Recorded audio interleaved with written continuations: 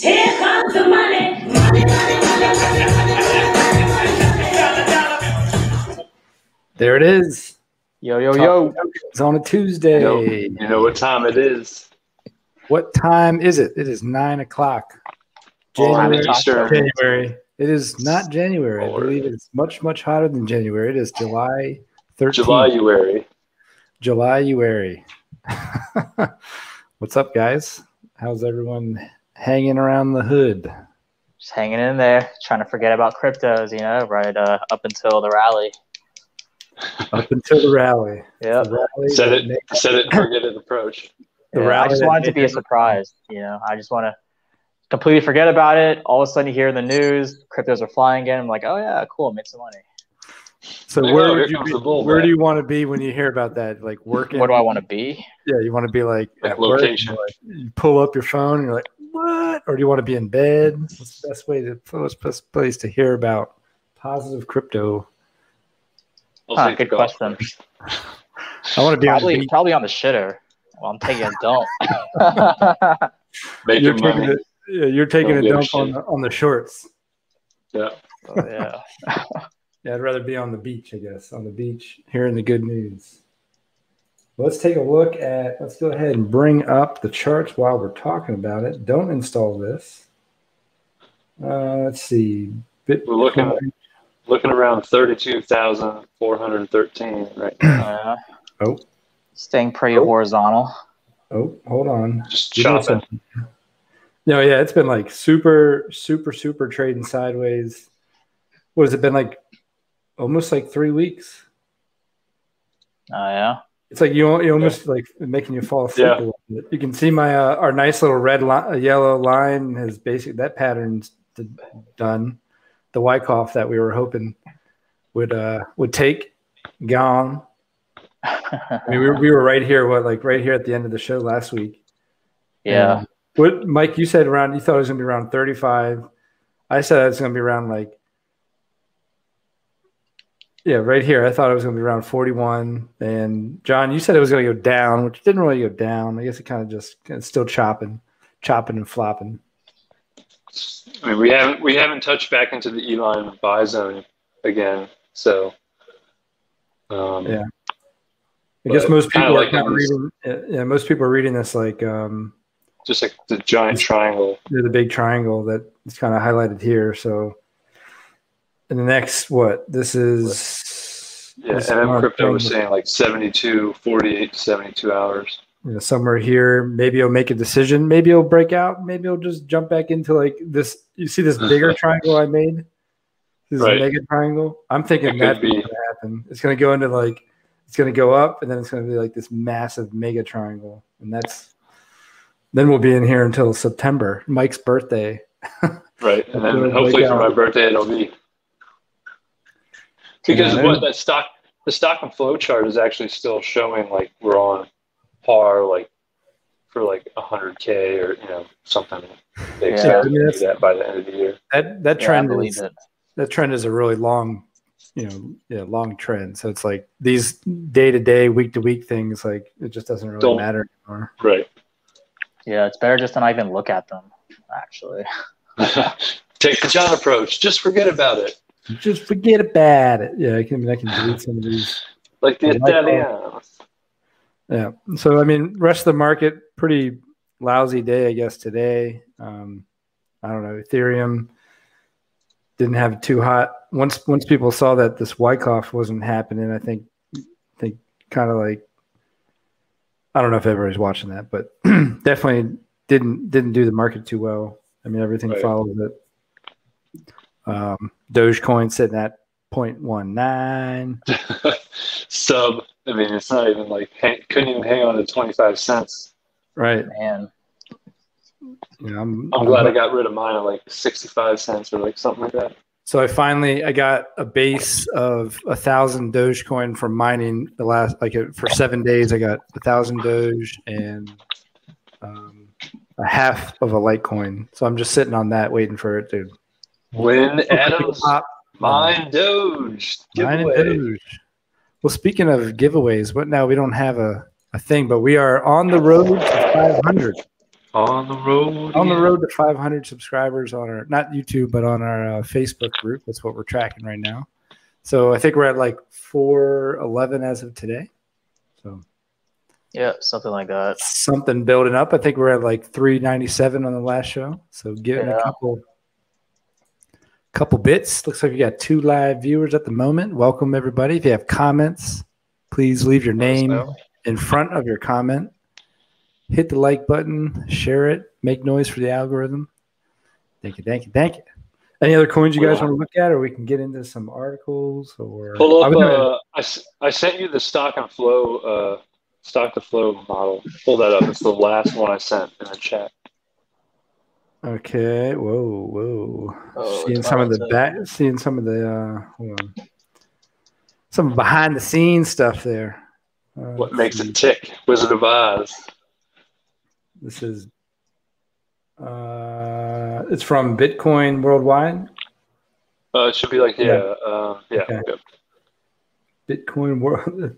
There we go. That should be it, right? Yep. Uh-huh. What's it talking about? This is the stock to flow. I think we kind of touched on this last week a little bit, where the colors are the proximity to the halving of Bitcoin, which is just not directly representative of or direct correlated, but I think it's basically trying to say this stock flow is equivalent or a model that they use for against precious metals or things that are hard, very hard to get assets. A finite supply.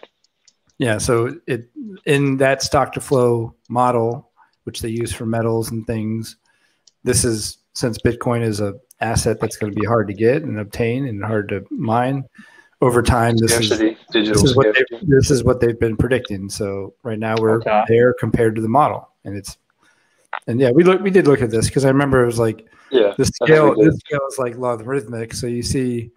Right, it didn't look like it's going up much at all, but it really is. From here to here is $100,000. That's $100,000. So right. So what's on the x-axis? The vertical one? Is that the X or Y? Those are dollars. Y is the north south. So these are dollars over here, and this is going from $1, 10, 100, 1,000, 10,000, 100,000. So it's logarithmic over here, and then this is years on the x-axis. What does it go up to? These like the peaks. I mean, this says 1,400,000. Yeah, this is 1.4 million in by 2025. Price per really?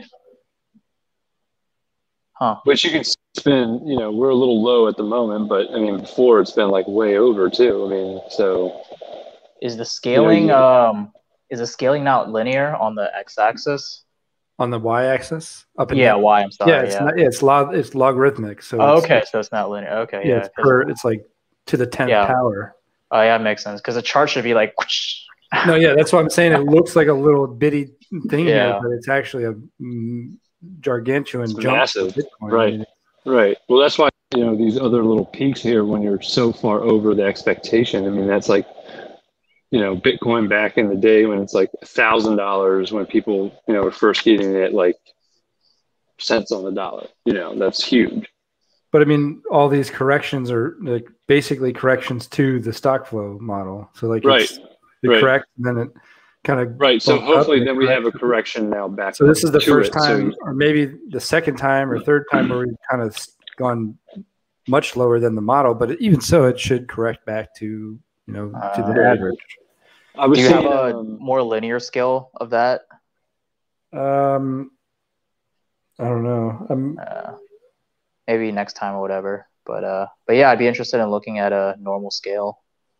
Or you could just look at the price. Is there a linear scale? I think the normal scale would be hard to see just because it's such like a huge, right. It just goes up so high. All you would see is just like it just looked like this. Like it just the vertical line. That makes sense. So it'd be hard to like. Yeah, that's true. Yeah, the logarithmic scale makes it like easier to comprehend the amount of price change. Yeah, I think Chris had shown like that. Like he kind of had that like bend. It was like this like hyper kind of trend, and it was just showing it like kind of like touching it or bouncing off it. So yeah, I mean that's a cool chart. We'll see. I think there's big things to come. Yeah. Any other particular stock you guys, or not stock, crypto you guys wanted to look at? I mean, most of the stuff's just, it's all down. It's all waiting. Everyone's waiting. Yeah, I mean, as Bitcoin goes, most of the other market goes, and you know, I've kind of just stuck to the plan. Keep mining, keep just doing your auto buys, and keep letting your stuff make interest. Yeah. Speaking of mining, what do your miners look like? I just started buying stuff for mining this week. Yeah, you said you were getting like a GPU or like a gaming computer rig going. Yeah, I was trying to buy a gaming PC with a GTX 3090, which is like top of the line GeForce card, but I had some issues with Amazon, so I might not be buying that. Like when you buy an expensive item just out of the blue, they'll like flag it as like spam or scam alert or whatever. They'll like Oh, really? And they like stop it? Well, not only do they stop it, they like locked my account. What?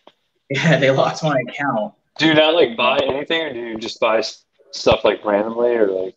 I mean, that's kind of. I mean, most of the things I buy are pretty inexpensive. I think they would reach out to you, or they. Well, they locked my account. I had to. So they wanted me to verify my identity by submitting, like my credit card billing statement.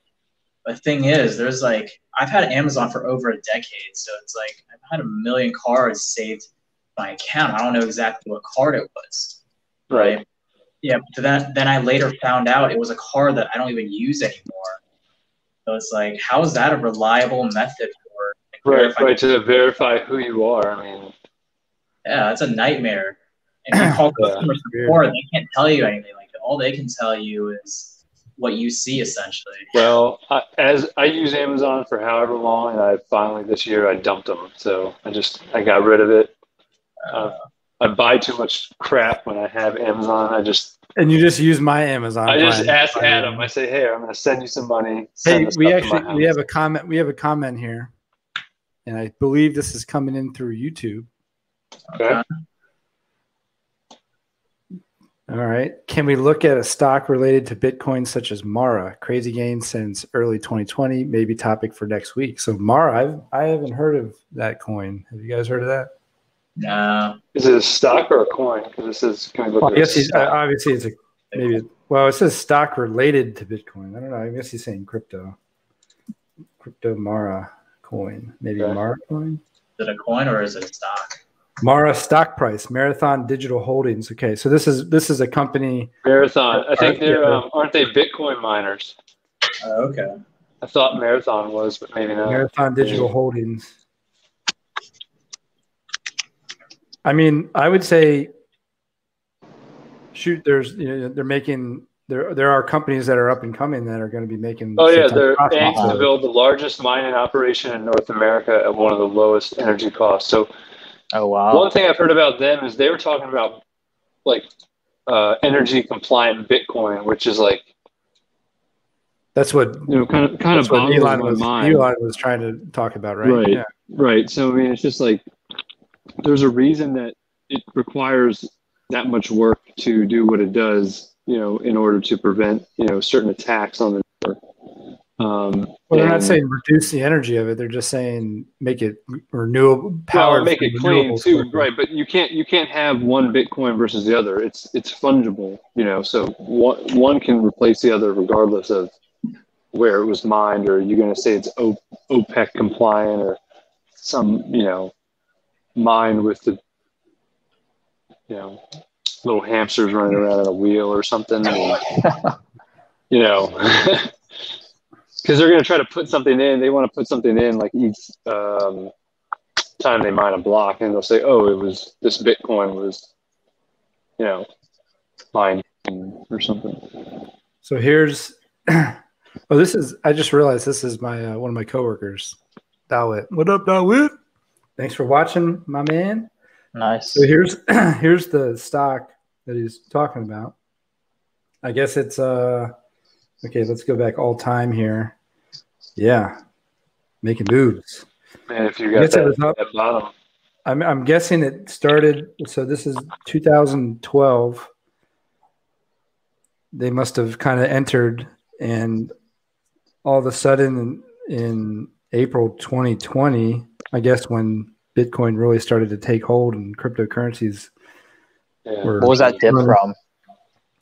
Well, I mean, this looked like the dip just started since, the IPO'd real high and kind of just like fluttered out a little bit, I guess. And trashed out. I mean, now it's definitely. But it was like after post-COVID, it just like gained like. Yeah, I mean, obviously this latest bull market run, it's been. I mean, so yeah, I guess the point would be pay attention to traditional companies that are taking advantage of the cryptocurrency. Right. Well, there's like it's not a good way. There's a good way to expose yourself to Bitcoin too, like a proxy kind of that you're not if you don't want to buy it. Right. If you got your money, if you don't have your money if it's in stock market on a exchange like an IRA or something like that, that's not for cryptocurrency. That's another way to kind of step into some of the players. So yeah, I'm kind of curious what dictates the price of that stock. Is it just based on the number of Bitcoins they mined? I mean, it'll just keep going up. Like, do they do anything else? No, I mean, they have to be, well, are they holding them? Are they selling them? Do they have, are they making profit? Of course, they're probably making profit, but all that you have to pay attention to when you're mining that scale, like hyperscale Bitcoin mining. I would think their profits are just like anything else. It's revenue, it's making money. And then is Bitcoin making money? So then their profits are going up. So then the company's more valuable. So it's very directly tied to the health of the cryptocurrency market. So, but yeah, good comment. Thank you very much. Appreciate that. Yep. Sweet. Okay, let's see. We had John. I mean, I started mining last week after your conversation of picking up the GPU or CPU mining. I started mining Shiba Inu coin last week. Mining what? You said sushi? Shiba coin. Oh, Shiba, nice. Yeah. So I watched one YouTube video, and 10 minutes later, I got the Mac button mining Shiba. So was it the video with the guy with the what are those glasses called? The redneck glasses, the Viper pits or whatever? No, he wasn't. There was no guy on the video. It was voiceover. Okay, never mind. But I mean, I was going to kind of walk you guys kind of through real quick. Like, I'm using Unminable. So Unminable is just a website where you can go and use different your GPU or CPU or whatever you want to use for the Ethereum. It's all based on like Ethereum algorithms, but you end up getting paid in different coins. So like in this case, I chose Shiba, and here's your Etahash. That's like, or RandomX is the algorithm I think I'm using. That just happens to be like one that you could use for your CPU. But all you had to do is go to GitHub XMRig, which is a page that gets you the RandomX for CPU GPU mining. Mm-hmm. You can run it on Windows, Linux, Mac OS, and FreeBDS, which I'm not sure what that is. But go to binary releases. You end up downloading one of these. The one that fits for your machine, your operating system. End up running a terminal program, and here it is running right here. These are all this is all the coins and get the work it's being done over the last couple of days. Oh wow! And then I had to get a wallet that accepted Shiba. So I have Atomic, which is just one that they recommended. Exodus doesn't have Shiba coin. No, they don't. Coinbase wallet has it too. Right. So it could be any wallet, but so once I've found my address, I could copy that address, go to Unminable, and basically you in the terminal rig in the configuration file, you just put in your XMRig. You end up you get in the unminable.com right here, this XMRig address, the server. You put that in there into the terminal with the worker name, and then you put in your your address. So let me just see what my coins are. Your address, not your worker name or something. Here's my address right now. This is I've mined 36,789 Shiba coins. Damn. And I mean that equates to effectively 4 cents. But it's like, you never know. Over time, maybe it changes, maybe it doesn't. It's just sitting here. My computer's just chilling. Like, I'm not doing anything with it. But I figured, it's just something to try out. I haven't ever minded, and this is just running in the background. Different process. You're going through the thing, you're setting things up. It up. was good. It was, if anything, it was good to understand how to do like, this terminal and this kind of that. Yeah, kind right. Of like running like a command prompt and setting it up. So What is that? It's it similar. pays out at terminal 600,000 Shiba. So I got to wait probably about a month before I get my first payout of like $4. Right. What is that terminal for? The terminal is this is the program that's really running. I mean, terminal is just like command prompt for when right, Mac. but the program, this program is just running in terminal, just like a program would run in like BIOS or like CMD, yeah, like your command prompt. So it's just like a back end way to run a program. But yeah, I mean, why are you running it though? Because all I do is just double click unminable and just click some buttons and it goes. On a Windows or a Mac? Windows. Maybe it's a little different. Maybe it's a little different on Windows, but I have to run this in order to get it like that's how it activates the mining operation. So it's getting the work, it's doing the hashing, and you end up, just coins start filling in. So okay, how fast is it mining per day?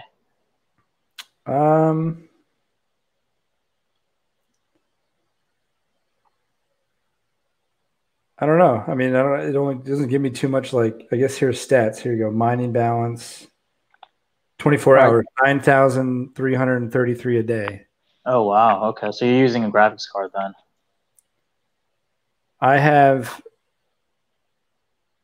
not sure what it's using actually.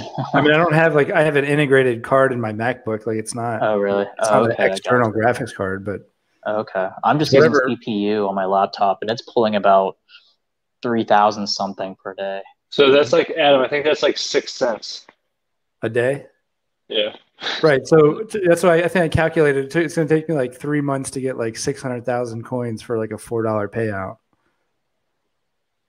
Better get a graphics card. Right now you have 24 cents. 24 cents a quarter.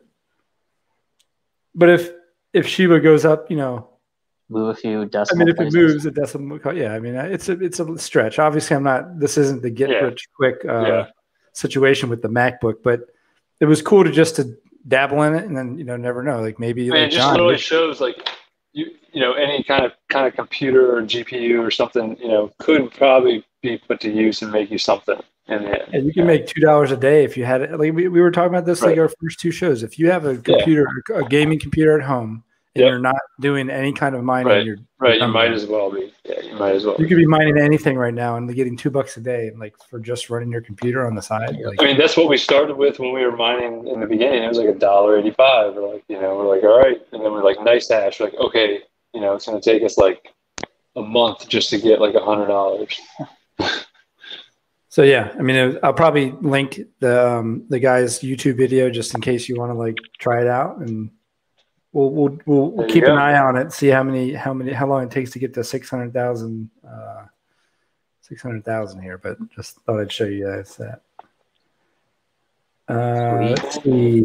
Another thing I think is important to talk about, and I found on Bitcoin.com I was perusing through this, and this actually has quite a bit of good information. I thought for taxation in the U.S. And Mike, I think it answers quite a few of our questions. This is not tax advice. We are not financial advice for entertainment only. Research, right? But it does talk about some of the things that we were looking at, like.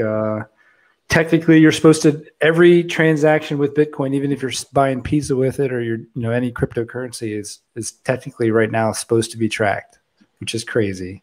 Like, how could you possibly ever keep track of every transaction you've made? I don't even know how can the Cash Apps of the world and all those things are they going to export a report to you? I think they were saying let me see here. So if you're doing it from an exchange, the exchange keeps track of that data. The exchange, yeah, it does. I think that's fine. But I mean, it's like But if right you're now on a there's no private exemption. wallet, There's no exemption to small purchases. So like it's an asset, whether it's $5 or $3,000. In theory, it's a taxable event, which is just that's Right, but like, crazy. how do you know which Bitcoin you spent? So like, what if I bought Bitcoin at 30, 40, 50, and So 60? you're allowed And then to right here identifying lots. So like Right. it's up to you and your tax paperwork to do first in, first out, which is, I guess, an easy way to look at that. If you bought $1 or bought $100 in Bitcoin, or let's just say 0.1 Bitcoin, and you spent 0.5 later, like the first 0.5 is what you spent, on your cost. That's the first in, first out. Is the first one in is the first one you sell. Or you can do specific identification, which you get to decide which coins you're selling at that moment of time, but you got to itemize it and like be meticulous about it. So do you have enough of the records to like put that together? Well, I can just show I bought X amount of Bitcoin at this time, and that's what I sold on this date. And I bought this amount of Bitcoin at this time, and this is what I sold at this date. Well, you've never sold Bitcoin, so it's going to be easy. You just can say, because I'm not selling. But I mean, the point here is it's not just Bitcoin. I mean, it's any crypto. Right. I mean, you would have to follow that process. So I have to, right. But I have only a couple things, so, and then I may use tax software that links to the exchanges to make they had that. They linked down to a token tax. I'm sure you guys have maybe, at some point. Token tax. We should get sponsored by them. Yeah, token tax, Talkin tokens, sponsored by Token. We're going to have a token tax, special episode. But I mean, we'll have to. And they also say you're taxed on your interest, so BlockFi accounts. Right. Your right. Well, I mean, that just makes sense because anything that you make interest on, you're going to be paying, something on. Right. So airdrops, forks, and interest are considered ordinary income. Yep. So I mean, like all the stuff you're making off Cardano, you have to tell them like. So it's just there's a lot of like so many moving parts. Making Exodus doesn't have a report, but I'm gaining interest in Exodus, so now I have to like claim that. Yeah, it's a hodgepodge. Yeah. Here's the thing about these wallets, like it's all private, so it's it's kind of up to you. Those on that side of it is. I mean, yeah, it is. It's mine's already. I mean, if you hadn't just like strictly bought from like Binance and then sold in Binance and then been like, oh well, I didn't do anything, and then now you're in trouble. Right. Mine's already a mess. Like I moved. Obviously, I started buying stuff from Coinbase, moved it all into wallets, and then I did some trading in wallets. Right. I traded some Ethereum for Litecoin. Litecoin traded to Digibyte, and it's like, well, how do you really keep track of that? That's kind of my point here. Is like their tax services integrate very well with the exchanges and like all the big name sites and stuff, but those wallets on the side are not. Now how truthful are you or meticulous about that information are you going to be? I mean, you just got to do it to the best of your ability. Yeah, and who's to say you didn't transfer into a wallet and you just forgot the key, or you made some shitty trades and then you lost all your money, right? Sent it to the wrong place. Yeah, there you go. And then, Mike, we were talking about like capital gains versus like not capital gains. Like it's similar to stocks, I think, where if you keep it over a year, it's capital gains. But if it's under a year, it's like ordinary income. Short term is always going to be like 40% or something like that, or like 20 or like 25. Yeah, so it's taxed at a higher value. And then over a year, so right. So yeah, I mean, it was interesting these are all things that I think regulation on that side is going to make people more confident about not being screwed. They don't want it to just be like this hodgepodge and like blanket and like, I don't know. Because people would ask us and would be like, well, this and this and that. Maybe some people don't want to fuck around with it because they don't, it's not known how they're going to be taxed. Some regulation in this case can help and stabilize the market to a point where more retail investors are willing to get in, and they don't think it's as risky. Right. So go ahead and if you're on YouTube or Facebook, hit the subscribe button over here somewhere. Then you hit the bell. Hit the bell, notification bell. Hit the like button. Share it. Bling blow. All right. 500 followers away. So let's go over to this article. We had a whale from 2012 transfers 740 Bitcoin with 26 million after it sat idle for 9 years. So someone's been chilling there for 9 years. Where did he send it? It says it's sent to 2 different accounts, and then from there subsequently went to like 61 addresses. Wow. Okay. I wonder if he was intentionally holding on to it, if he just like lost the key for 9 years and just found it. We don't want to see it go into exchanges because that means someone's getting ready to dump it. Is that where it's going to? No, I don't think it specifically said an exchange. It just said 2 other addresses, and then from there it got distributed to like a whole bunch of addresses. So I don't know. I'm trying to think in my head like what could have been. Give them off to friends. Maybe he's like, "Hey, I got 61 friends. You get a Bitcoin. You get a Bitcoin. You get a Bitcoin." And it was just maybe small amount of I don't know. But this was a funny tweet here. A lot of addresses. It says I did the math. If I held for 9.1 years like this guy did, I would have checked my portfolio 78 million times. So that person's saying they checked their portfolio like what? What does that work out? Like every hour or whatever. 365. Hold on. 365 times 9.1. So 3,000 days. So 8,650,000 divided by 3,061 days. 23,000 times a day. I must have did my math wrong there, but yeah, I guess the point is they're like a lot. Yeah. I mean, he bought it when it was like $3,000, and now Bitcoin is like 27 million. So it's like just. Well, you don't know. That. You don't know he bought it. Maybe he mined it. Well, I think it said he bought it. Did it or no? At the time of the acquisition, it traded for $5 a Bitcoin. Wow. So that's wild. Just as acquisition. Yeah. You don't know if at the time he got it, we don't know. Did he buy it? Did he mine it? Right. Did he trade for it? No. Looks like it was one big one event. So I guess he obtained 740 that's Bitcoin. Just like,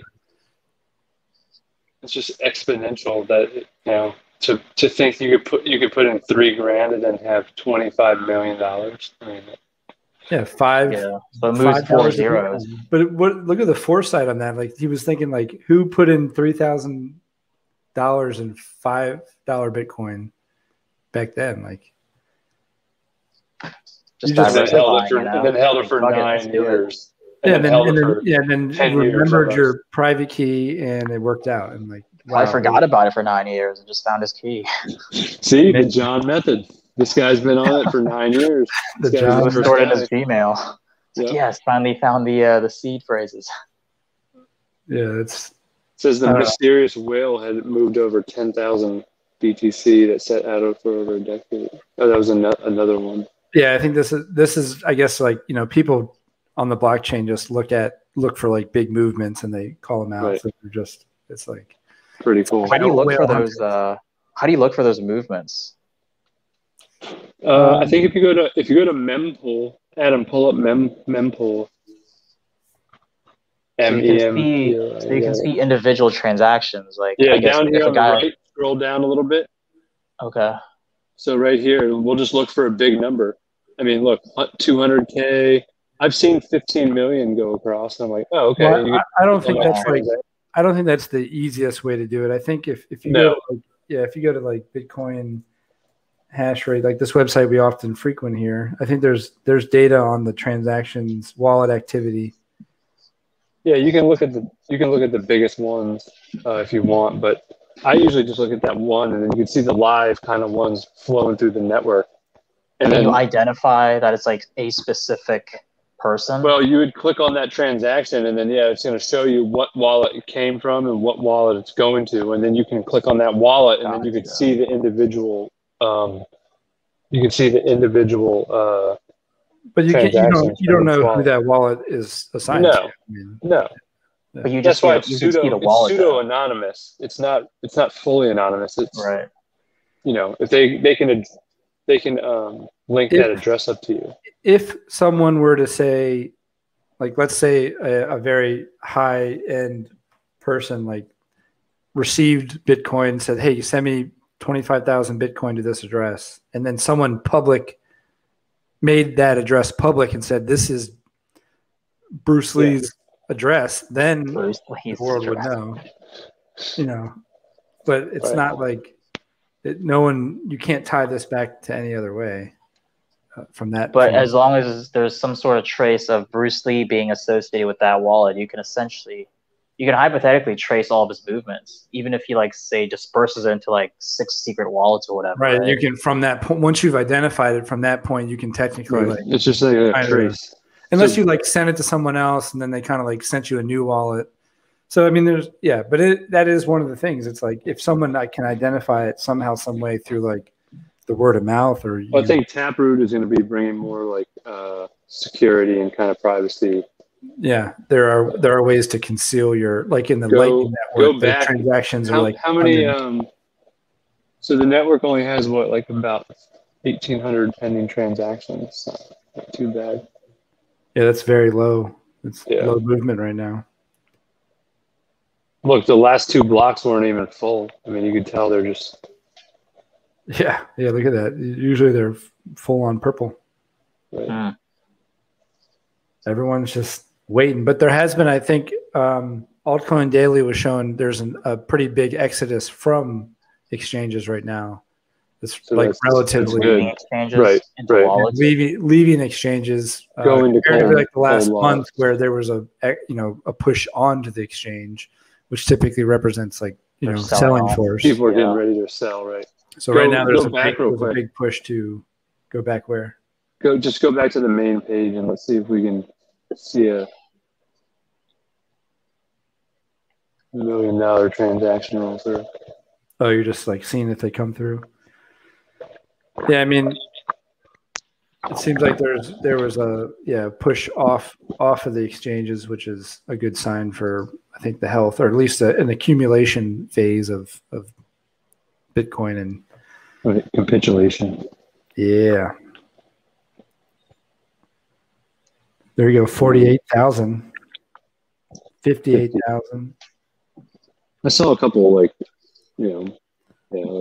of Wouldn't it be so scary? Look at that, 159,000. Wouldn't it be scary to send that much? Hey, ask me about it. I almost got to send 5 Bitcoin. I was scared to send it. Trust me. That was part of why it probably didn't move right away. Because I was like, all right, I got to go home, make sure I'm sending it to the right address. It's like mortgage for the house. Oh, there you go. 5 million right there. 5 million, 1 million. I mean, people are, You just saw 5 million flash by? Yeah. 2017, $19. I was like, oh, I'm going to pay my abuela for the milk she bought me in El Salvador. And then someone's like, multi-million-dollar crypto trader, all right, here, let me just. Yeah, let me move over my 5 million. Yeah, there's escrow. 8.7. Bitcoin, 282,000. Let me move my 8.7 over to a Femex for my next trade. Right, for leverage or something. There's 700,000. That's a big one. Yep. Pretty dope. So yeah, this is just. But it does work. The network does work. It does work. Don't fret. Send away.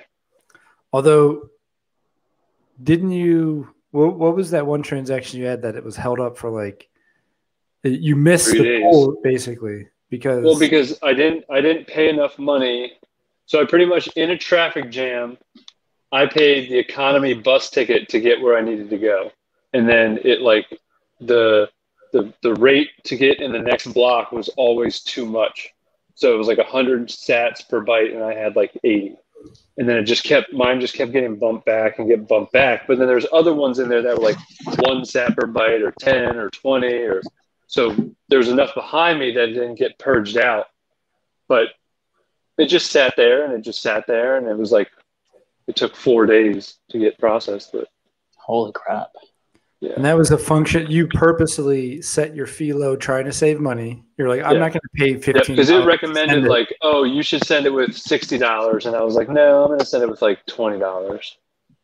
And it was like, yeah, economy. So I was like, okay. So I went economy. So the highest bidder is always going to get in. That was like part of like the proof of work problem. Proof of work. Yes, you could pay your way into the next block. Yes. If you wanted to have it right now, as we speak, instantaneously almost, you could put $100 in your transaction. If you're sending $75 million in Bitcoin, you could do a huge amount. Relative to that, yeah, you're going to have to pay. Well, I'm just saying you could $5,000. You could up your pace, make it happen almost immediately to the first block available, or you could risk it, or not risk it, but it just wait. Yeah, I mean, if anything, I think it just purges them out at some point because people want to send it for one sat per byte. It's like, okay, well, I mean, that's fine. It's just like no miner's going to mine that, or it's just not. You're going to sit in the back of the queue for however long. At some point, I think the transaction goes stale. Oh yeah. Yeah. It says you'll see the mempool say purging, and then it'll say need space. There'll be more incoming ones, so then it purges out the old cruddy small ones for more. So then your wallet should represent that it never actually left. It never left. Right. Yeah. Which that would be kind of, I don't know, that'd be a little dicey, a little scurry. Well, it was when I sent it. That was like the biggest amount I've ever sent at that time to BlockFi, and I was just like waiting and waiting and waiting. I was like, man, I should have never sent it. And then, yeah, I mean, finally it happened. So it got close at one point, and then it got further away. But you learned what was making it move. So yeah. So yeah, here's just talking about the inflation rate. We all see that prices of gas going crazy. What's it saying? Everything, commodities. This is saying like, yeah, bacon's up 14%, bread's up 7%, milk's up 8%, oranges up 8%.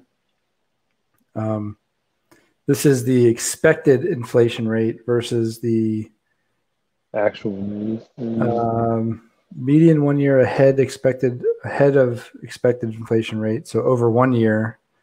And this is the median 3 year ahead.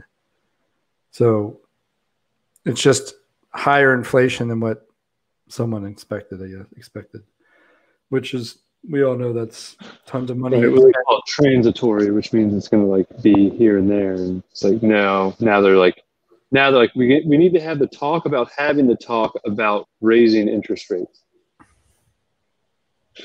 Talk about having the talk. Right. There's a child tax care stimulus going out this week. Right. For like, kiddie payments.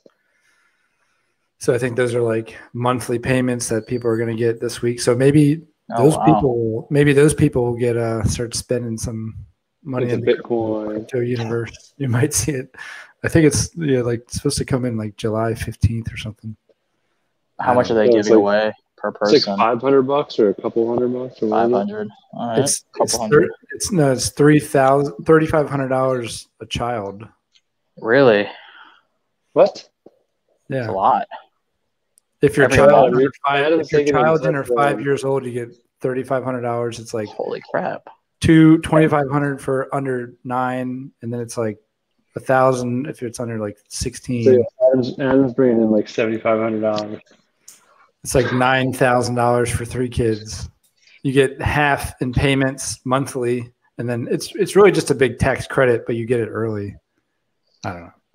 And it also just like every other stimulus, like if you make enough money on your taxable income, you don't get as much. So like those are all like the highest. You got to put it on. Yeah, you have to like put it as earnable income. So I would rather them not do it just in general because I'm just not. I mean, you're just giving away money. Need it, but it is free money, which I will. It's not free. We're all paying for it. It's your money. They're giving you your own money back. Yeah, we're getting my money. Let me give you your own money back. Here you go, sir. I will gladly up my Bitcoin holdings with Stimulus kid That's fund. the way to go. Right. Well, I got one on the way, and it doesn't necessarily equate to anything. No, so. Mike, you should technically get it because you have to have the kid before December 31st, 2012 or 2021. So I think I'll get mine like when I actually file next year. You'll get the credit for your child on the tax return. I heard it's like $5,000 or something. I was like, okay. Yeah, so you'll get that on the back. Instead of paying, maybe I'll finally get something back. It's a nice little bonus. Yeah, right. Yeah. I guess, like I said, I'd rather them not spend that kind of money because it is coming from our pockets in general. Yep. But, just don't take it in the first place, and you won't need to give it back. Right. That's also true. Yeah, it's a tax. It's a tax credit, so most people aren't even paying. We might be paying. They're watching us. Amazon. Did you see that video? You can't ask Amazon if they're listening. Like it'd be like, or Alexa, you say like, "Hey Alexa, what's the time?" And it'll be like, "Doo-doo-doo-doo-doo." And be like, "The time is 9 o'clock." And you'd be like, "Hey Alexa, are you recording me?" And it'll be like, and it listens and thinks, but it doesn't respond. That's funny. No, why would I? I saw that on like a TikTok or something or Instagram. Let's see. Mike, we got a couple more links from your side. S&P Dow Jones launches 5 more crypto indexes. One tracks 240 coins together. Holy crap. It's a lot of friggin' coins. It's a lot of shit coins in there. So the broad digital market fund. BDM. BDM. I wonder if Shiba's in there. I'm sure it is. It's a lot of friggin' coins. Where do you see, here's broad digital market, X large cap. Does it tell you all the coins that are in there? I guess so. Here's mega cap without Bitcoin and Ether. Okay. So like basically all the altcoins. And then here's Gotcha. BitCap without large caps.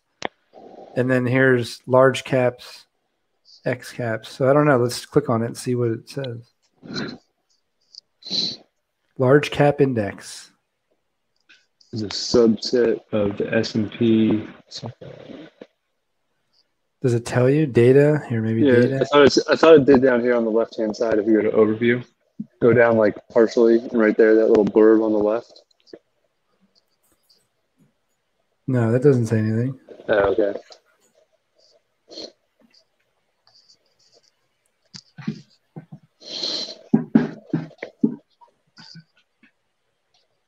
Zoom in. There we go. So this is talking about all the different types of coin or mythologies, but then does it tell you coins? Huh. I mean, there's only so many coins out there. They literally just picked coins from like number 1 down to 250 or whatever it was. All right, just give me the top 100. Maybe it's just Probably based on market cap. You know? Yeah. They just went from 1 to 250. Just cool that it's another, just shows how Wall Street's kind of getting involved and there are ways to get involved. Yeah. I think it's mainly for people who are kind of too scared to actually buy crypto, but they want to get involved. Or maybe they don't know how to. Maybe they just don't know how to. Yeah. I mean, okay, so year to date, let's say if you bought this thing couldn't have existed this long, so I don't know how they have that much data. But I guess that's like if you were to have done it, I don't know. I'm not sure how they do that, but it basically just follows. I mean, this is the maybe same. maybe that's just the market. Is that just like the crypto market overall? I mean, this says the cryptocurrency broad digital market index. So this is, but I'm saying like you couldn't have had this S&P crypto index like that long ago. So I don't know. I mean, it's like you said, it's a way to like get into the market with coins in your IRA or money in your IRA. If you don't want to directly turn it into cryptocurrency, you want to feel the effects of the market and kind of get into cryptocurrency proxies. Yeah. Yep. Pretty sweet. Let's see. Goldman Sachs calls Coinbase a tactical trade. So I think this is kind of like the same thing. Like Coinbase, it's now got a buy rating from Goldman Sachs. Coin has. I have Coin. I've been tracking that. Let's see, Coin. It beat expectations. Obviously, like since the IPO here, it hasn't been phenomenal. But that's also it came out like right when Bitcoin fell off the planet. Pretty much, it's like that was the week when everybody was like so hyped up that Coinbase is coming out. Everybody thought it was going to blast off to the moon, and then they were just like, then it fell flat, and then Bitcoin was like, just dropped off.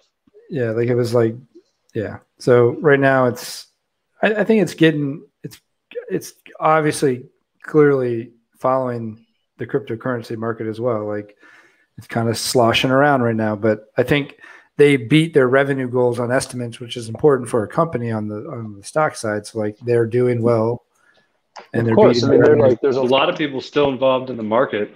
They're still racking up tons of fees. They have like all the people buying, whether you're buying or selling or shorting or going or whatever. Every time you're buying something, they're making like $1.99. So it's like, do that times however many transactions they have a day. I mean, it's got to be hundreds of thousands. Right, so they just want more users. They make more money. Blah, blah, blah. Right, they made billions of dollars in fees. So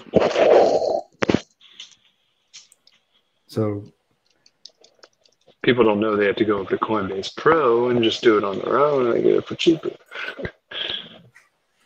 Not as many fees.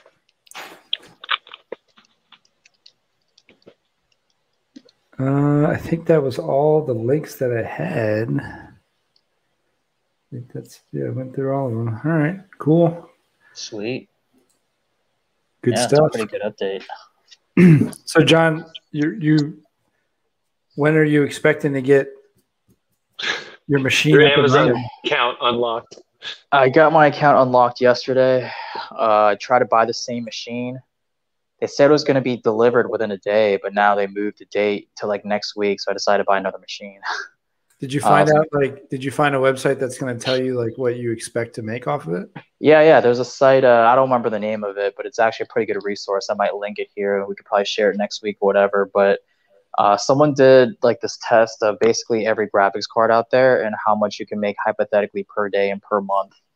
And yeah, so it's interesting to go off of that instead of like gaming performance because it's not directly correlated. I mean, there's a correlation, right?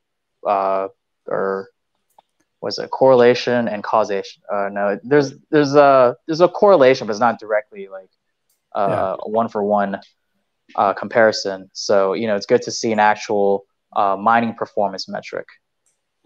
Yeah. So what do you think you're targeting as far as like revenue per day with what you bought? I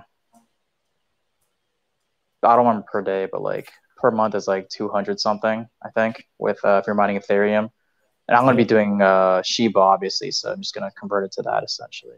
So you're gonna go right to Shiba and just go all in on, or you're gonna have like I guess you could. Well, you have one machine. Maybe you could split up graphics cards if you have double. But it's one graphics card. Okay. Yeah, but no, I'll play around with it. See how it is. I might end up. What is the wattage output of it like? How the wattage output. I mean, yours is free, right? 600 watts. Yeah. Yours is free, right? Oh yeah, my electricity is free. So really, I should run as many machines as possible. Yeah, I was. So we don't have like it's an older building, right? So there's no like real central air. It's like these. It runs on water cooling, right? So in the winter or in the summer, they run like cold water through the coils, and it just blows air through the coils, and that's how it cools your house. So there's two of them in my apartment. There's one in my room and one in the living room right here. So I was thinking about just putting the machine right on top of that vent. And I don't think it blows cold enough that the machine would condensate.